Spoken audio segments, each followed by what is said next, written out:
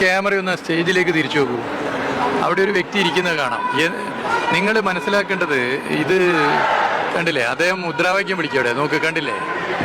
അപ്പോൾ നിങ്ങൾ മനസ്സിലാക്കേണ്ട കാര്യം, ഈ സംസ്ഥാന മന്ത്രിസഭയിലെ മന്ത്രിമാരിൽ ആരൊക്കെ അവിടെ ഇരിക്കണമെന്ന് നിശ്ചയിച്ചിട്ടുണ്ട്. അത് ശരിയാണ്, എല്ലാ മന്ത്രിമാരും പോയി അവിടെ ഇരിക്കേണ്ട, കുറേ ആളുകൾ സദസ്സിലും ഇരിക്കണം. എന്നാൽ ധനകാര്യമന്ത്രി സദസ്സിലിരിക്കുക, മന്ത്രിമാരിൽ പലരും ഇവിടെ ഇരിക്കുക. എന്നാൽ ഒരു രാഷ്ട്രീയ പാർട്ടിയുടെ സംസ്ഥാന അധ്യക്ഷൻ, അതും എത്രയോ നേരത്തെ വന്ന് ഒരു സർക്കാർ പരിപാടിക്ക് ഇരിക്കുകയാണ്. ഇത് പ്രധാനമന്ത്രിയുടെ ഓഫീസ് നേരിട്ട് ഇടപെടുകയാണ്. ഇത് ജനാധിപത്യ വിരുദ്ധല്ലേ?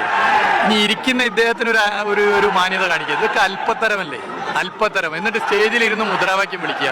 ഇത് മലയാളി പൊറുക്കില്ല, മലയാളി പൊറുക്കുന്ന നിലപാടല്ല. അപ്പോൾ ഇത് എന്ന് പറഞ്ഞാൽ ഇത് ജനാധിപത്യത്തോട് എടുക്കുന്ന സമീപനം, തെരഞ്ഞെടുക്കപ്പെട്ട ജനപ്രതിനിധികളെ അവഗണിക്കുകയും രാഷ്ട്രീയ പാർട്ടി നേതൃത്വത്തിലുള്ളവർ ഇത്തരം സമീപനം സ്വീകരിക്കുകയും ചെയ്യുകയാണ്.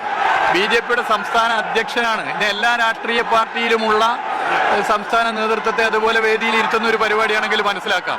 ഇതങ്ങനെയല്ലാതെ പ്രധാനമന്ത്രിയുടെ ഓഫീസ് നേരിട്ട് വിളിച്ചിരുത്തുന്നു, അദ്ദേഹം അവിടുന്ന് മുദ്രാവാക്യം വിളിച്ച് നേതൃത്വം കൊടുക്കുന്നു. അപ്പോൾ ഇങ്ങനെയൊക്കെയുള്ള സമീപനം, ഇത് ജനാധിപത്യത്തോട് പ്രധാനമന്ത്രിയുടെ ഓഫീസും BJPയും എടുക്കുന്ന സമീപനം എന്താണുള്ള അതിൻ്റെ ഉദാഹരണമാണ്.